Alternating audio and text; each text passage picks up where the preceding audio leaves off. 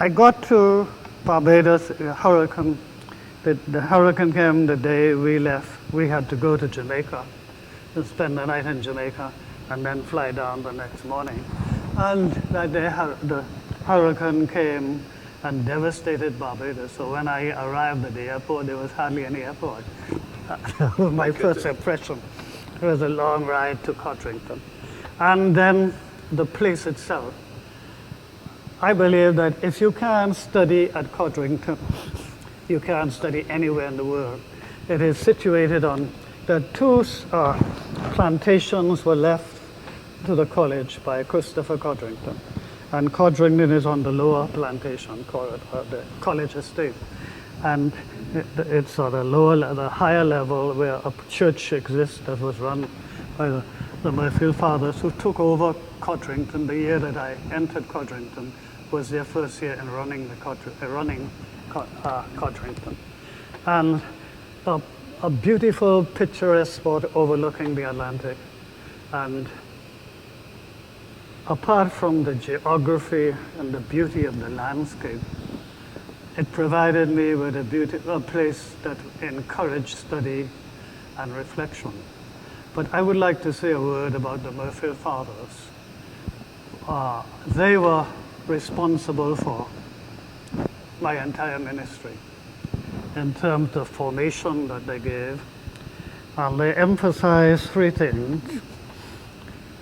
The daily office, which started with the Angelus, morning prayer, followed by meditation and Mass.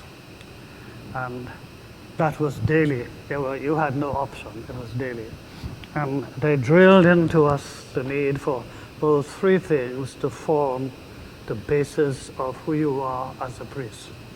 And that's accompanied by your Bible study and your study of doctrine and church-related matters.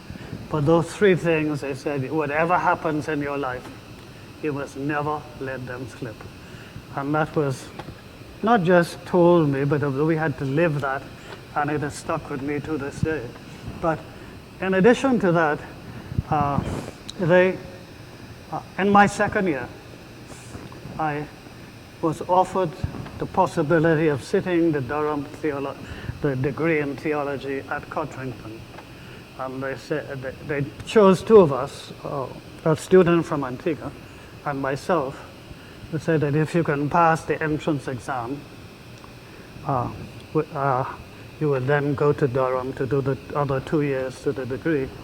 And well, I had been in St. Vincent for the holiday, and when I got back, that's the news that the principal gave me, that so I had to get started right away in studying.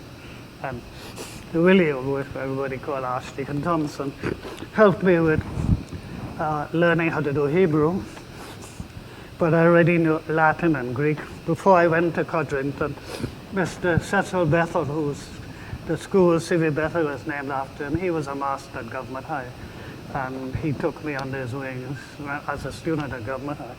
And when I told him I was going to be a priest, he taught me Greek, a New Testament Greek. So when I went to Codrington, I could do Latin and Greek with it. But I didn't know any Hebrew, so I had to and the Durham exam required Hebrew for even the first year exam. So that required a lot of studies, but I passed the exam, and both of us passed, and we went to England for the 2 years and at Durham, and the Murfield Fathers paid for everything. The transportation, they paid for the fees and all the costs of staying in St. Chad's College at Durham, which was the Anglo-Catholic college, just below, opposite the high altar of the cathedral. So the first couple of weeks I had to get accustomed to the bell of the cathedral clock. Sounded as if it was you could hear it a mile away, but so you had to learn how to sleep with that going on. But that apart, the 2 years in Durham itself taught me how to do theology and to sit at the feet of international scholars, two of whom I will mention in the service. Dr. Barrett, who was the senior New Testament lecturer and professor, and Charles Cranfield, who was my personal tutor, who wrote the international commentary on the Greek text of Romans. So I had the privilege of studying under international scholars. And it was not only a privilege, but it taught me how important theology is. And I owe all of that to the Murphy Fathers.